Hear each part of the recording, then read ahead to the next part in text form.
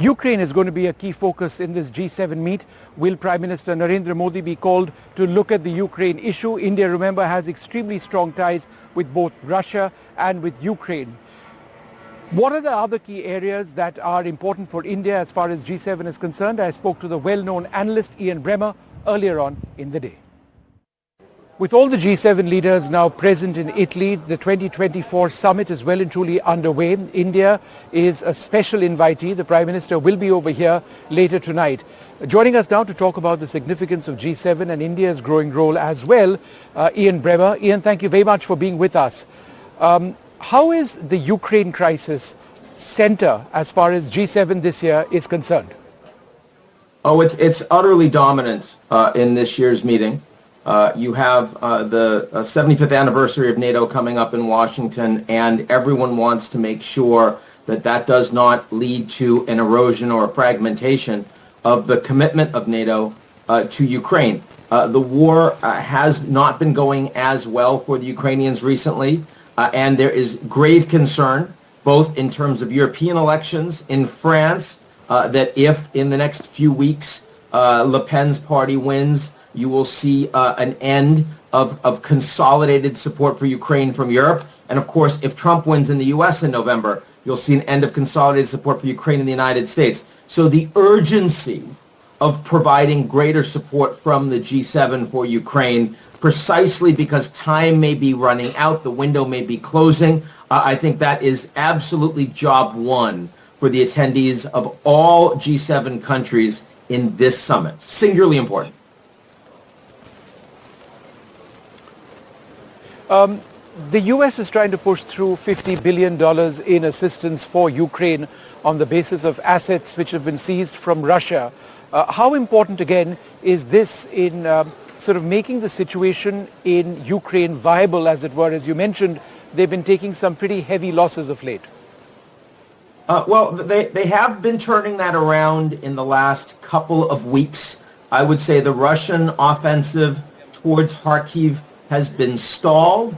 In part, that's because the Ukrainians have mobilized more troops. They're getting them to the front line. And at least as important was the additional amount of defense support after months of delay that came from the United States.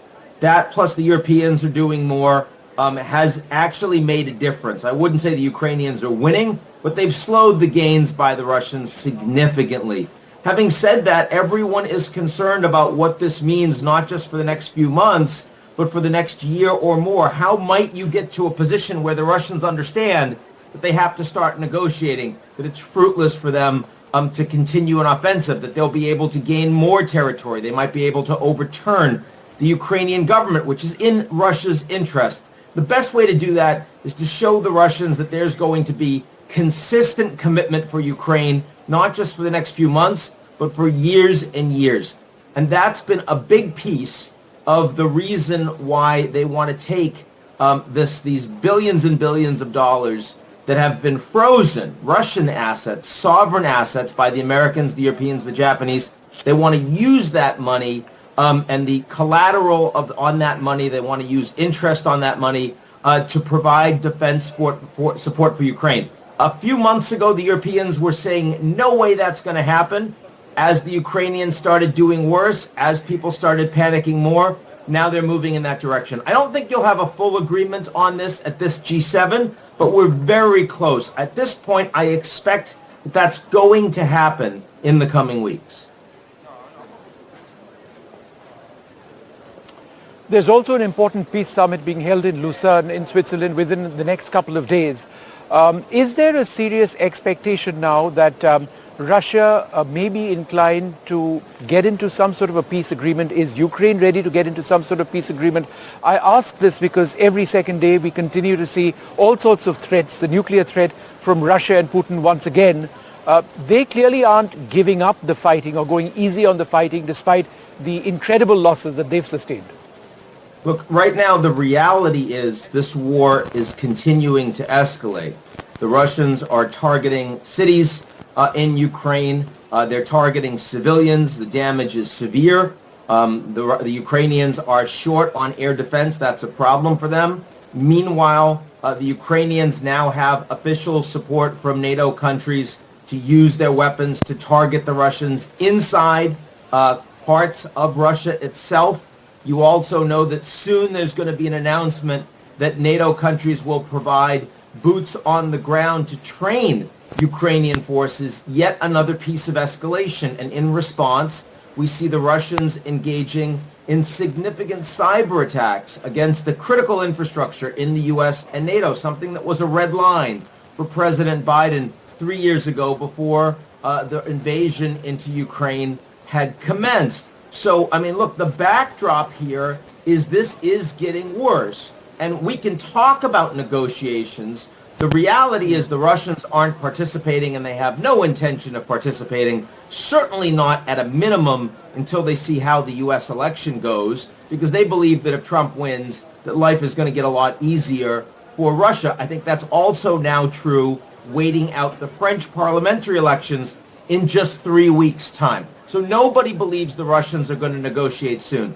The Ukrainians are not prepared to accept that they're going to lose territory. I believe that partition of Ukraine is inevitable. But in recent survey taken in Ukraine just a few days ago, well over 70% of Ukrainians believe that they will be able to take all of their land back. So politically, President Zelensky does not have the ability to say, okay, let's find a way to freeze the conflict, have a ceasefire, we're going to have to give up some land.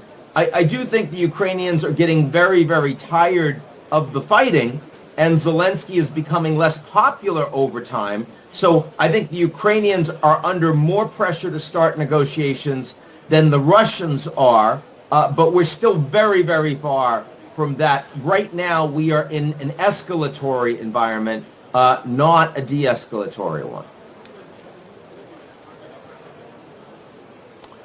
What about India's potential role? I know India isn't involved or not supposed to be involved directly as far as the G7 talks on Ukraine are concerned. On the other hand, there's always been the sense that perhaps India, with its relationship with both Moscow and Kiev, might just have some sort of a say in ending this. Do you actually see that as being realistic? Do you think Prime Minister Modi has any chance at being a player towards ending this crisis?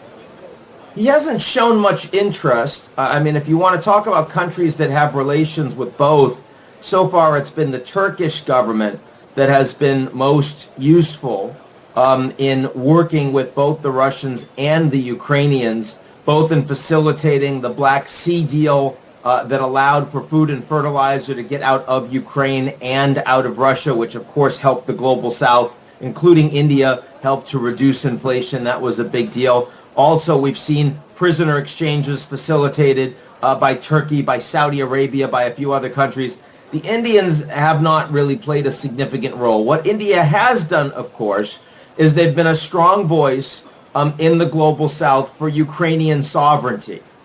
They have been calling for an end to the fighting when it was possible that the Russians were thinking about using a tactical nuclear weapon in the early days of this war. Prime Minister Modi was directly involved in telling Putin what a disaster this would be for the world, and along with Xi Jinping in China, trying to pressure the Russians to stop with all of those nuclear threats.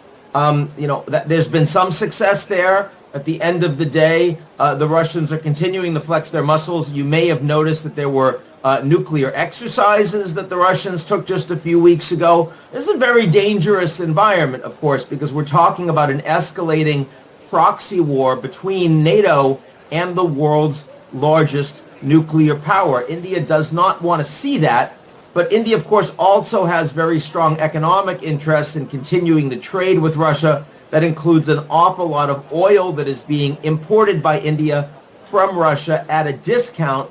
That is aligned with U.S. policy. The Biden administration is not angry about that. But I could see an environment, if this war continues to get worse, where the Indians would be pressured for some of the economic engagement they're continuing to have with Russia. The G7 started out as being an economic grouping. Over a period of time, they've ended up talking about just about anything. But I think the economic dynamics changing is quite significant and interesting. Again, if we are to talk about India for a moment, India is now the world's fifth largest economy. As an economy, it's larger than the host Italy, France, and Canada as well. Do you believe that India being invited for the 11th time to G7 as an invitee also reflects India's greater or growing economic muscle on the world stage? It's economic muscle, but of course it's not only that. It's also political and strategic alignment. India is not a part of Belt and Road. India's relations with China are very important economically. It's India's largest trade partner as of right now, but it is certainly not aligned strategically or militarily. And as India's relations with the U.S. and Japan continue to strengthen, as well as India tries to improve their relations with Europe and deepen that relationship to become more strategic, the interest of the G7 in aligning India, working closely with India, is only going to go up. Let's keep in mind that the G7 used to be the G7 plus one, and the plus one was Russia, not a large economy, but a country that the G7 hoped they'd be able to work with. Thrown out in 2014, yes. Yeah, that's gone. And if there was a plus one to the G7 right now, the country would be India. There's no question about that.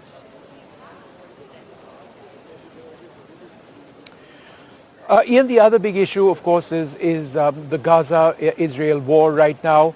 There has been talk about a move towards a ceasefire. We've heard it all before. Sometimes it's worked, sometimes it's not. How do you expect this to come up in talks between all of these leaders? It's only worked once and very briefly. And right now, the talks are not going well at all. Hamas has said no to the offer on the table. The Israeli prime minister privately, according to Biden, has said yes, but publicly has not. And of course, the war cabinet has fallen apart with Benny Gantz, or Netanyahu's erstwhile opponent, resigning just a few days ago. So we're very far from a negotiated settlement, even a temporary 6-week ceasefire at this point. Now, the big difference between the Russia question that you've been asking me about and the Middle East question is on Russia policy, the G7 is aligned. It's a multilateral policy. It's the G7, it's NATO, it's broader than that. Russia has made itself into a pariah state for the G7. There are coordinated economic, diplomatic, and security policies in trying to bring the Russians to heel on this war. When it comes to the Middle East, the United States is largely operating by itself. The U.S. has not been aligned with its allies on most of the key Security Council votes on the Middle East. The U.S. is providing an immense amount of defense support for Israel. The U.S. has decided to stop providing financial support for UNRWA on the ground, humanitarian support for the Palestinians. America's allies are continuing to do that. The U.S. is much more isolated and unilateralist in its policies on the Middle East, on Israel, on the Palestinians, than they are on Russia, Ukraine. And that is a very serious challenge for Biden internationally. It's a very serious challenge for Biden at home.